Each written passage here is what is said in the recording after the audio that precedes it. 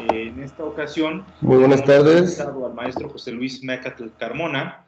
Él es licenciado en Ciencias de la Comunicación por la Universidad del Valle de México, maestro en Ciencias Sociales con especialidad en Desarrollo Municipal por parte del Colegio Mexiquense AC, y pues nos viene a presentar la ponencia el día de hoy, cuantificación de los valores de la laicidad. Él es especialista en sociedad laica y moralidad aplicada a la política. Entonces, pues maestro, le damos la bienvenida, le damos la palabra y pues adelante, tiene el foro para usted.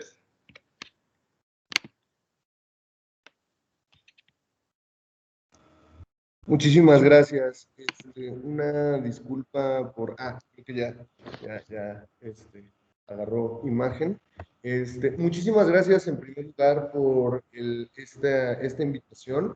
Me es un verdadero privilegio el poder compartir los avances de esta investigación que ahora se presenta y que creo que puede ser base fundamental para el desarrollo y para un claro objetivo que ahora la sociedad mexicana, dentro de los elementos estatales, que es población, territorio, gobierno, puede contar con una herramienta muy clara para su expansión, su desarrollo y su entendimiento. Bueno, ay, Dios mío, estoy viendo la posibilidad de compartir pantalla. Tengo una pequeña presentación, si es que se puede. Pero, bueno, vamos a comenzar primero con los temas generales. Pero tenemos para esto que pensar en que México se declara a sí mismo desde hace unos años atrás, para ser específico, desde el 2012, en su artículo 40 constitucional, como una república laica. Esto que tiene un impacto, unas consecuencias directas en el quehacer tanto gubernamental como en la gestión de política pública. No obstante, el hecho de pensar en un país como laico no es únicamente, muchísimas gracias, el pensar en un país como laico no es únicamente el objetivo o el pensar de únicamente la separación de iglesia y Estado. El pensar en conceptos aplicados, operativos, como lo son la laicidad o la secularidad, se ve rebasado ahora a un segundo, por favor. Listo. Se ven rebasados ahora por esta contemporaneidad en donde dichos conceptos buscan ser operativos y operables dentro del mismo ejercicio de la gestión gubernamental y, en su caso completamente más práctico, la política pública. Ahora, el hecho de que México se denomine a sí mismo como un país laico nos pone un entramado teórico y conceptual en donde tenemos que aterrizar y preguntarnos, para empezar, ¿qué significa que un país sea laico? ¿Qué significa que la laicidad esté presente dentro de diferentes capítulos o dentro de diferentes ideas en el quehacer gubernamental? Esto es fundamental porque el hecho de decir, bueno, sí, considero un país laico, ya nos lleva a pensar hasta qué punto el ejercicio y la creación de nuestras herramientas tienen que contar con ciertas características. Los tres primeros pilares de dichas características, una disculpa, ¿me podrían confirmar si se está compartiendo la pantalla a través del chat? Por Me favor. sale nada más un cuadro negro, maestro. Esa confirmación, me gustaría continuar. El, el hecho de que un país se considere como laico y que de hecho cumpla con estos objetivos, el proyecto de libertades laicas se da la tarea de poder crear estos estatutos, es decir, bueno, la base de, de este pensamiento, de esta idea sobre la laicidad. Un segundito, entonces. De esta idea sobre la laicidad comienza a partir de tres valores específicos. La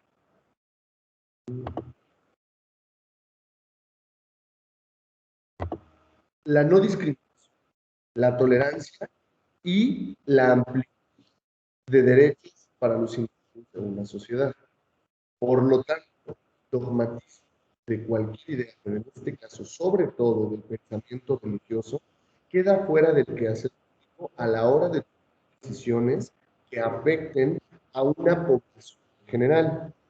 Esto quiere decir, uno de los casos más específicos y con mayor relevancia o con mayor eco al momento de empezar con estos estudios de los valores de la laicidad es la idea de pensar en un par de padres que estén abocados a la seguridad, a la salud de su hijo o hija y este tenga que recibir una transfusión sanguínea, cuestión que está prohibida o que más bien no está bien vista, no está permitida en ciertos caminos religiosos, específicamente los testigos de Jehová.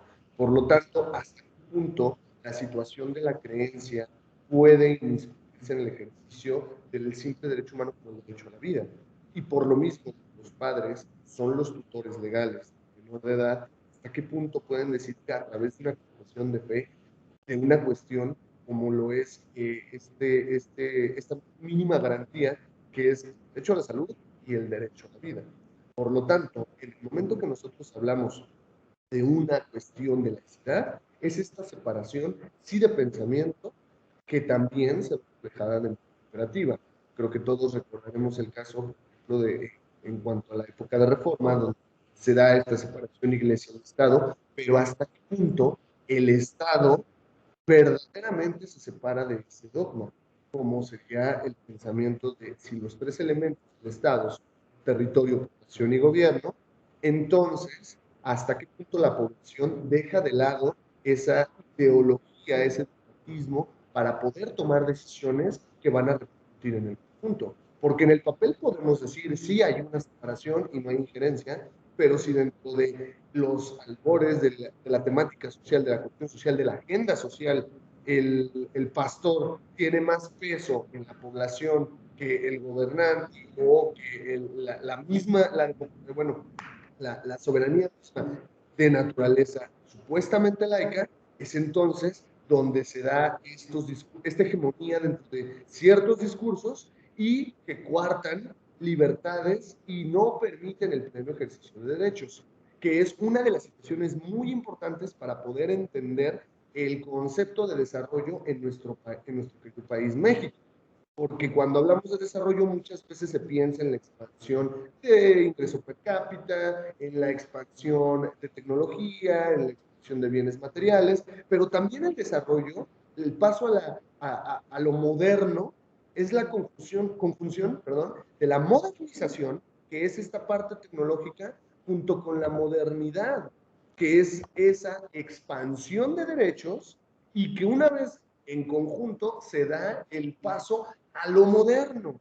Y una vez llegando a lo moderno, hay gente que ya empieza a hablar de posmodernidad cuando no entramos aún siquiera en esa modernidad, en ese estado moderno, en ese estado en el sentido de un momento específico en el tiempo, de lo moderno para poder incluso tolerar y dice Amartya Sen, para poder expandir las libertades de los individuos y generar un verdadero desarrollo. Voy a intentar de nueva cuenta el compartir pantalla, a ver si puedo lograrlo en este intento.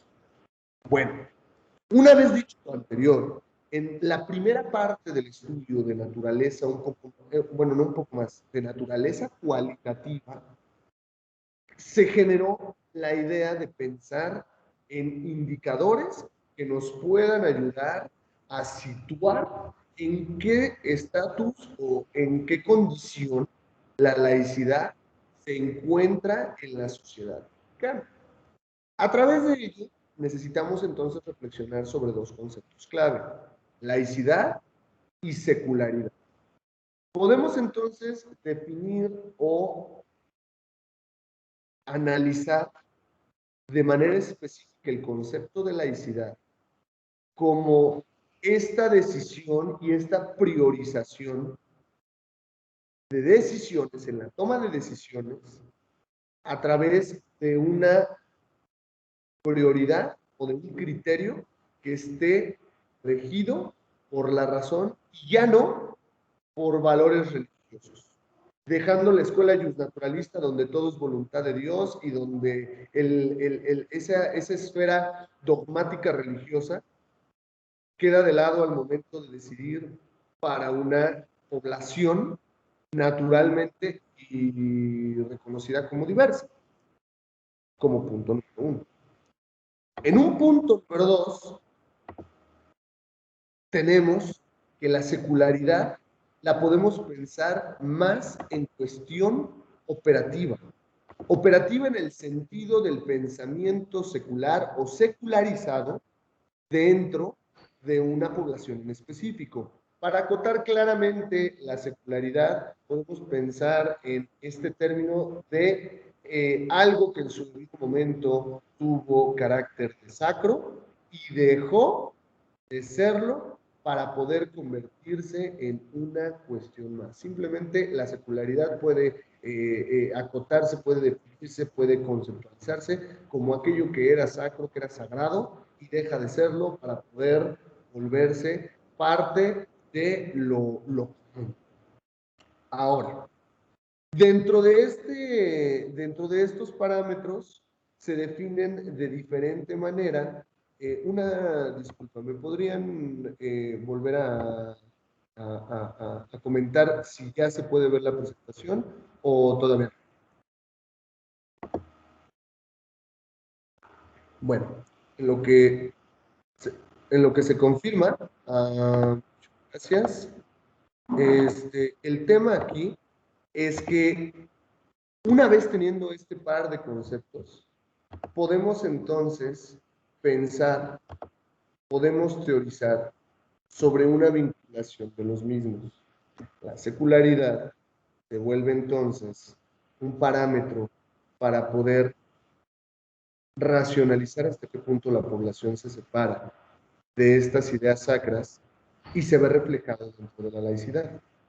La secularidad cuenta con clasificaciones al igual que la herramienta de la laicidad. Por lo tanto, para dejar en claro el concepto que dio apertura a esta cuantificación, de carácter cualitativo, se definieron estos indicadores que nos dicen, bueno, a través del análisis de discurso y por medio de grupos focales, entrevistas, análisis de discurso, se puede medir hasta qué punto una persona puede opinar o puede tener tendencias a decisiones a través del valor religioso que tiene dentro de su quehacer, dentro de su criterio, por medio de ciertos dispositivos. El objetivo fue un análisis teórico a través de las miras de Foucault y Norberto Elías.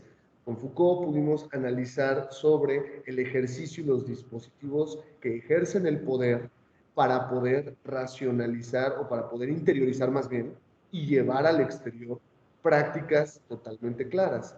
Mismo que Norberto Elías nos dice en su marco teórico la formación de la psicogénesis, este pensamiento individual que se vuelve plural a través de esto denominado sociogénesis, y que la sociogénesis es autorreproductiva.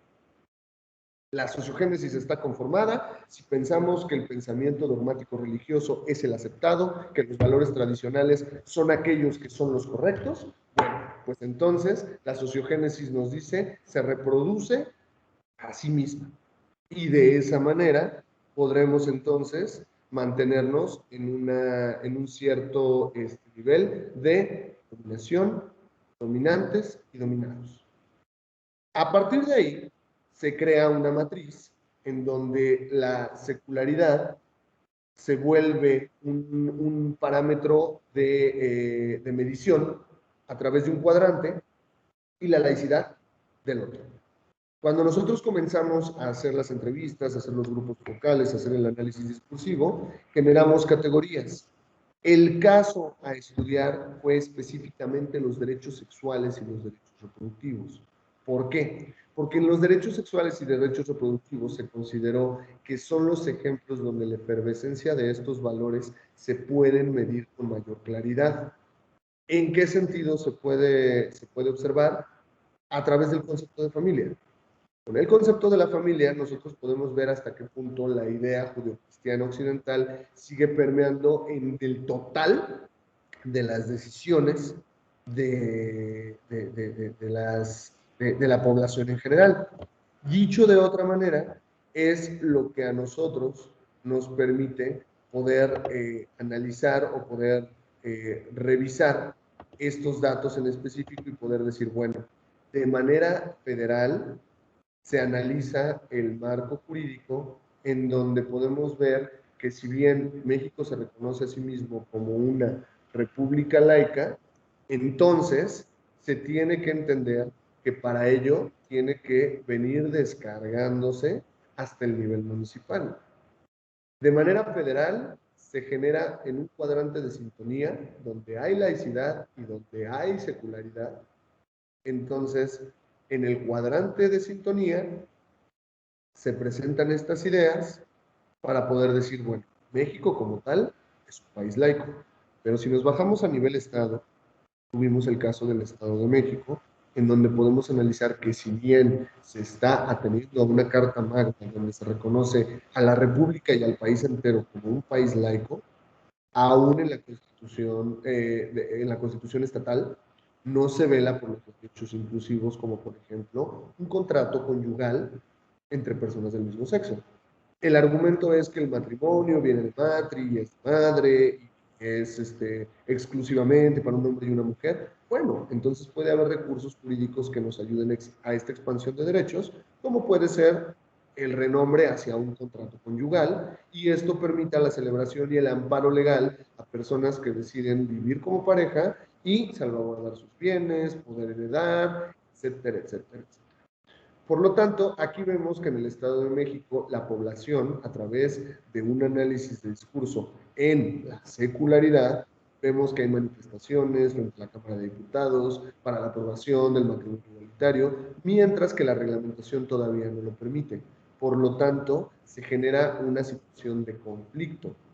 La cuestión del conflicto es muy importante para poder mirar esa transformación y esa lucha de la cual Norbert Elias es muy claro al respecto, cuando ciertas psicogénesis que se alinean y son compatibles unas con otras, se genera un colectivo. Pero este colectivo puede ir incluso en contra de puede ir incluso en contra de la sociogénesis en general y poder generar entonces una ruptura que permita que haya una transformación. Y ahí incluso puede ser pensado desde otra perspectiva un poco más, a lo mejor matemática, como la misma teoría del caos en la teoría general de sistemas. Cuando un sistema se rompe, no tiene otra más que o evolucionar y desarrollarse en algo nuevo, o simplemente desaparece y se vuelve obsoleto.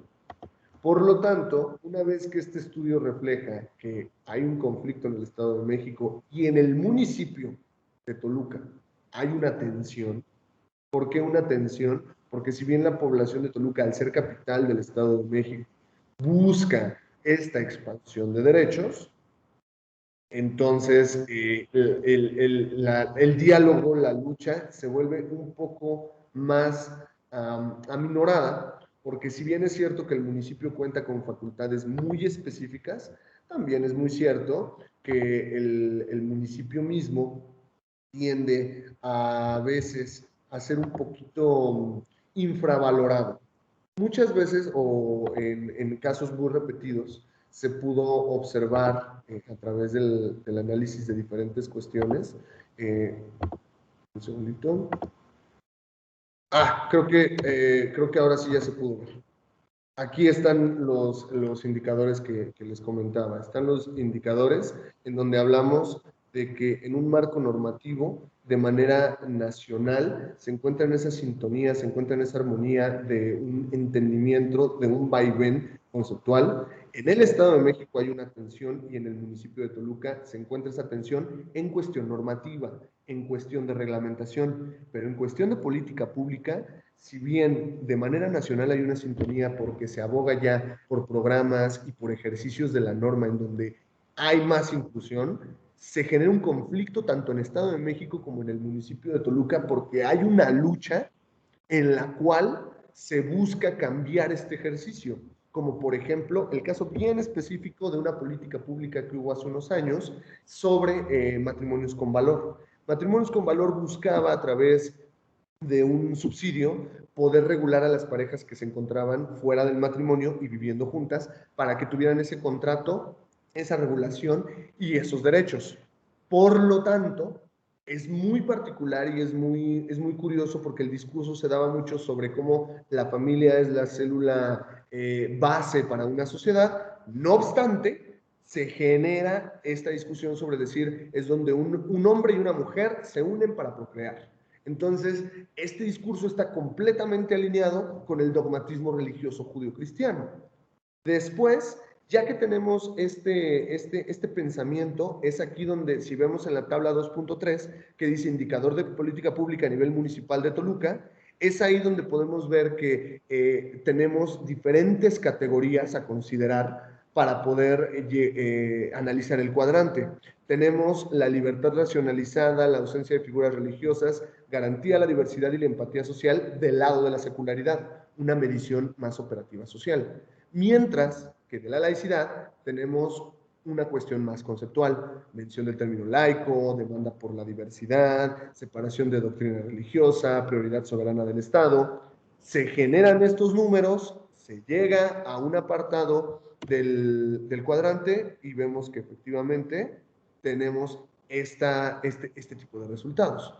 Aquí está el ejemplo del cuadrante de afinidades o tensiones de la laicidad y secularidad, y este fue el análisis de política pública a nivel municipal Toluca. Si ustedes alcanzan a ver, el cuadrante explica que la laicidad puede estar presente desde una perspectiva más conceptual, pero en cuanto a secularidad es lo que hace que la situación entre en este choque de discursos.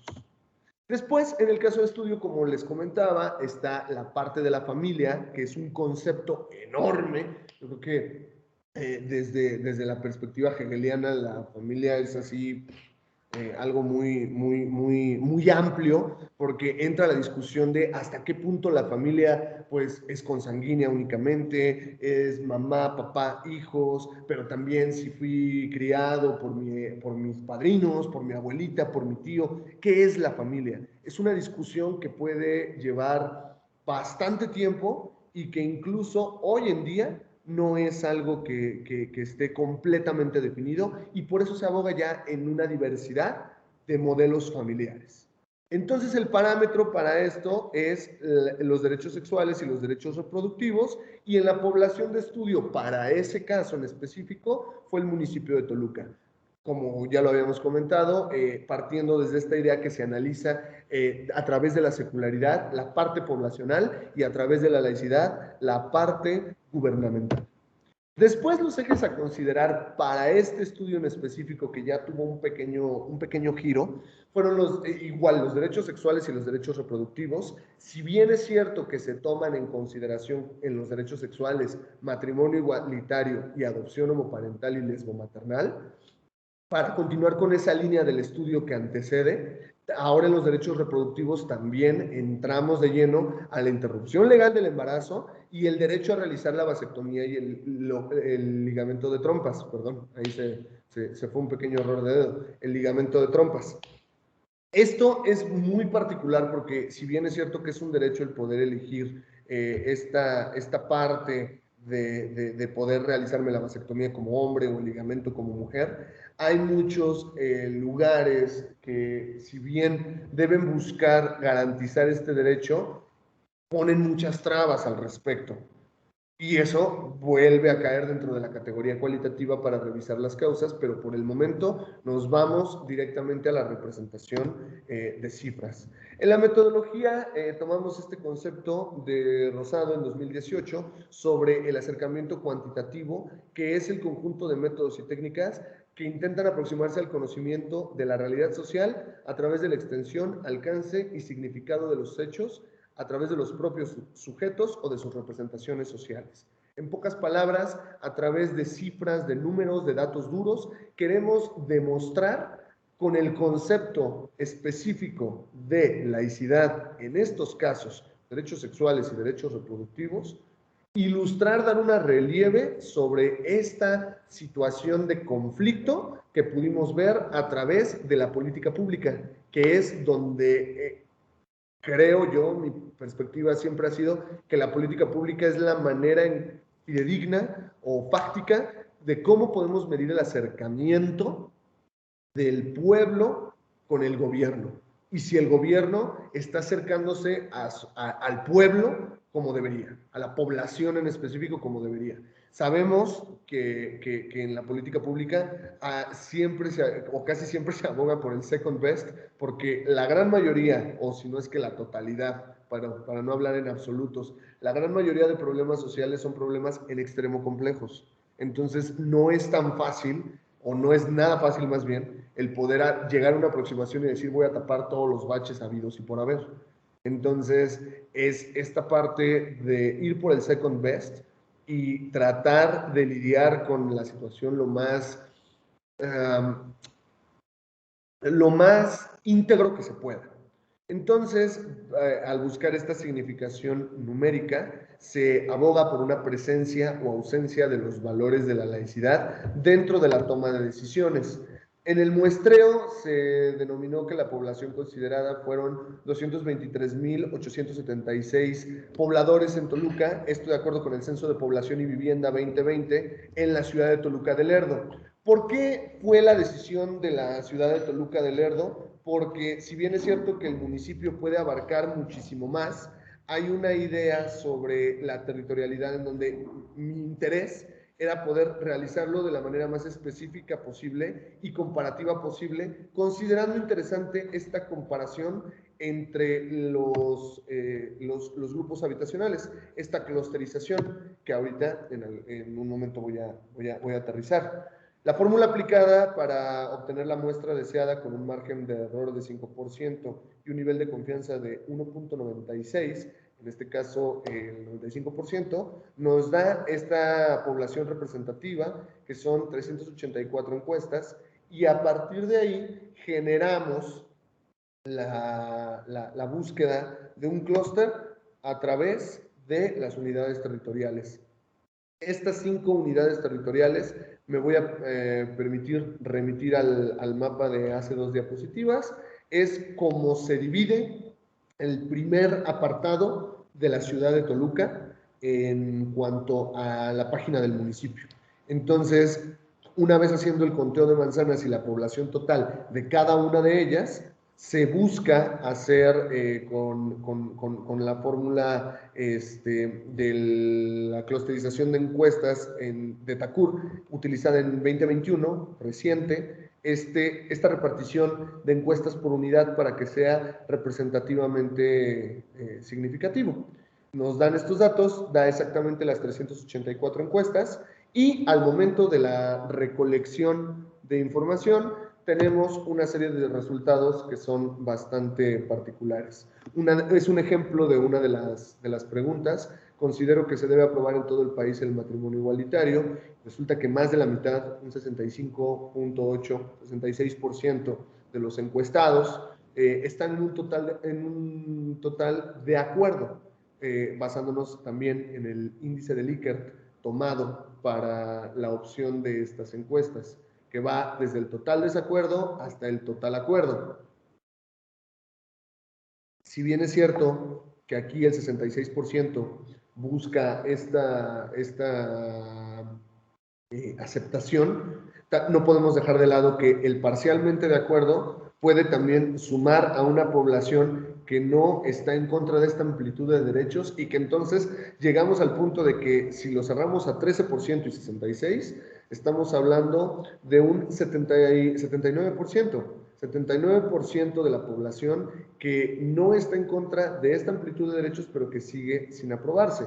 No obstante, dentro del análisis y de la misma recolección, aquí empieza una variación de resultados por pregunta muy curiosa, porque a pesar de que podemos dejarlo en 66%, que sigue siendo más de la mitad de los encuestados, que busca o que simplemente está de acuerdo en esta aprobación, resulta que cuando preguntamos sobre las parejas conformadas por dos hombres en tener la posibilidad de adopción, los números se mueven bastante.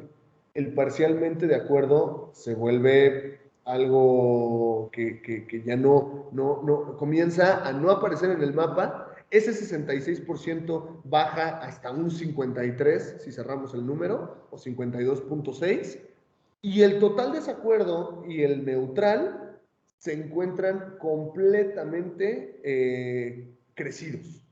Y que además lo importante o lo interesante aquí es que si nos fijamos en la gráfica anterior, el parcial desacuerdo tenía una presencia dentro de esta respuesta. En la parte de la adopción no lo hay. No hay un parcial desacuerdo. Todo se va directamente o por un lado, por otro, o completamente en medio. Los parciales se vuelven un poco difuminados. Cuestión que ahora, si ya estamos hablando de esa adopción por parte de dos hombres, nos vamos ahora, considero natural que la figura de la familia vaya adaptando nuevos modelos, que una familia sea un padre, una madre, dos padres, dos madres, y baja totalmente ahora el total acuerdo. Si bien es cierto que vuelve a subir el parcialmente de acuerdo, esta cuestión muy interesante de cómo estoy totalmente a bordo de la amplitud de derechos para las parejas del mismo sexo y baja. Se difumina totalmente al momento de que digo, pues sí, hay considero que la familia debe considerarse a nuevos modelos, y esto genera discusiones muy particulares y nuevas líneas de investigación. ¿Por qué? Porque muy probablemente aquí sería interesante analizar de nueva cuenta, de manera cualitativa, el por qué baja tanto el totalmente de acuerdo, porque no nada más aquí se están considerando las familias homoparentales y lesbomaternales. También estamos considerando a los padres y a las madres solteras. Y aquí la pregunta es, si baja tanto el totalmente de acuerdo, entonces una madre soltera, un padre soltero, con su hijo, hija o hijos, no es considerado familia. ¿O hay un punto ahí donde todavía el concepto, el modelo familiar tiende a caer de manera fuerte? Después, vamos a la parte educativa. ¿Considero pertinente que en las escuelas se traten los temas de diversidad familiar dentro de la sociedad? Vuelve a subir. Sube un poco más esta escala, ahora un 57, 58%. Vuelve a aparecer el 18%, el 18% para el parcialmente de acuerdo. Y aquí es bien interesante porque sube abruptamente a un total acuerdo cuando se pregunta, ¿considero que se debe aumentar la educación sexual en los planteles educativos? Es una cuestión bien interesante, porque a la fecha existen talleres de sexualidad en donde se plantea la idea de la sexualidad como algo que pudiese ser penado dentro de la sociedad. Entonces, surgen una serie de preguntas que ya los números están arrojando, que ya nos sirven como relieve para decir, ok, ya en el primer estudio cualitativo de carácter de cualidad, podemos ver que existe un conflicto, que existe una oposición de discursos. Ahora con los números vemos que efectivamente se puede justificar o se puede representar el resultado donde decimos sí hay una presencia de secularidad, pero hace falta, perdón, hay una presencia de laicidad, pero hace falta secularidad, y estos mismos vaivenes numéricos nos detallan cómo, pues sí, está bien, este argumento, me voy a permitir decirlo muy a rajatabla, este argumento de, sí, estoy de acuerdo que las familias, que las parejas homosexuales puedan casarse, pero probablemente no estoy de acuerdo en que puedan adoptar. Y esto es bien común. Entonces, estamos hablando de un avance o de una expansión de derechos de manera delimitada.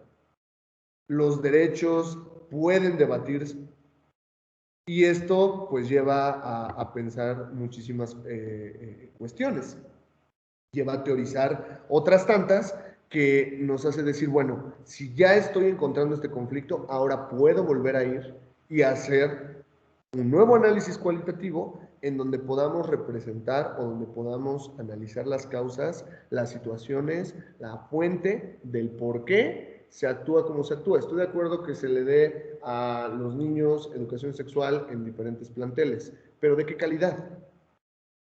¿Por qué tenemos que seguir teniendo esto o por qué continúan siendo tabú ciertos temas tabú? Como por ejemplo hablar de sexo, como hablar de sexualidad responsable a una cierta edad. Y mucha gente entonces es donde argumenta, no, es que todavía no, o no esto, o no lo otro, pero es una situación que ya está rebasando incluso las medidas que se están tomando al respecto.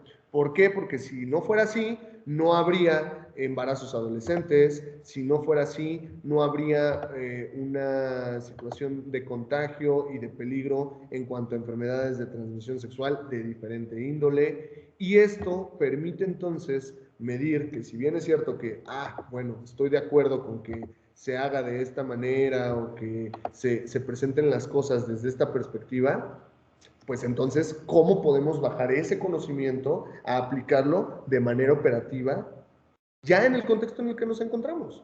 Debemos dejar de lado la idea de que, o se debe dejar de lado, abogo por esa postura, de dejar de lado la idea sobre que la modernidad es 2022. No, la modernidad es un modelo de pensamiento, la modernidad es un modelo de ideas que sirven para la expansión justamente de esos derechos, de esas ideas y de esos idealismos más que ideologías.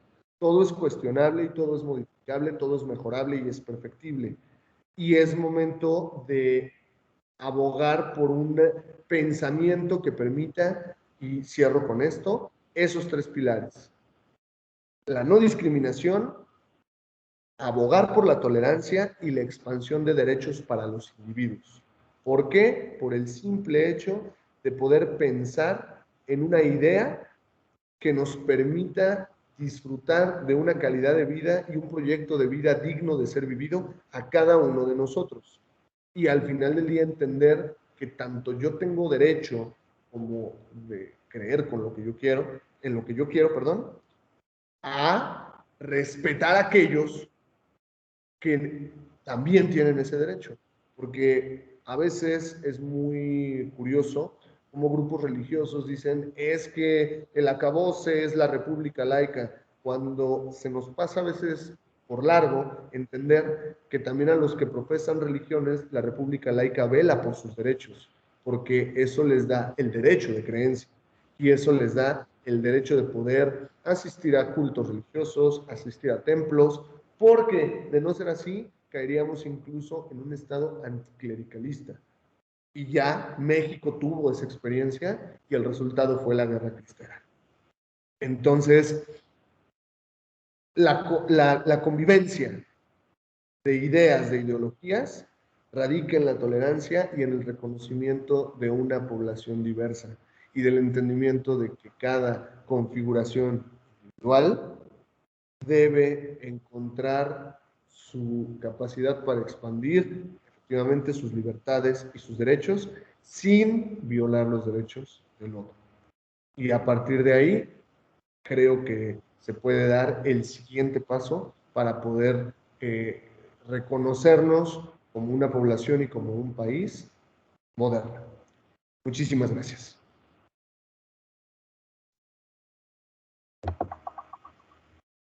Muchas gracias al maestro José Luis Mecatl Carmona por su participación en con esta ponencia, que pues a la luz de los eventos que estamos viviendo en la actualidad es en sobremanera pertinente. Entonces pasamos a la parte de preguntas. Levantando la mano les damos la palabra para pues si les quedó alguna duda o quieren realizar algún comentario sobre la presentación del maestro.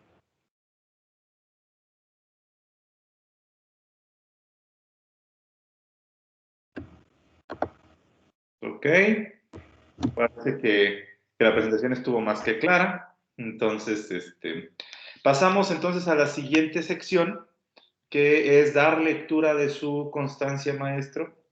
Permítame un momento. Compartimos. Correcto, ok. Comparto aquí. Hacemos la entrega virtual de la constancia. El Centro de Investigación en Estudios Sociales y Sustentables, AC, otorga la presente constancia al maestro José Luis Mecatl Carmona por su participación durante el ciclo de conferencias 2022 para el desarrollo sustentable y la Agenda 2030 con la conferencia Cuantificación de los valores de la laicidad, que se encausa en la línea de investigación Sociedad, Cultura y Género de este centro de investigación. Se expide la presente el día 25 de febrero del 2022 a nombre del CIES, y la entrego yo, el doctor Mario Joel Ramírez Hernández, secretario general, en representación de nuestro presidente, el candidato a doctor Ricardo Escutia Miranda, presidente del CIES, repito. Entonces, maestro, le hacemos la entrega virtual. A la brevedad se la haremos llegar por la constancia en formato digital, y pues le agradecemos mucho por su presentación del día de hoy.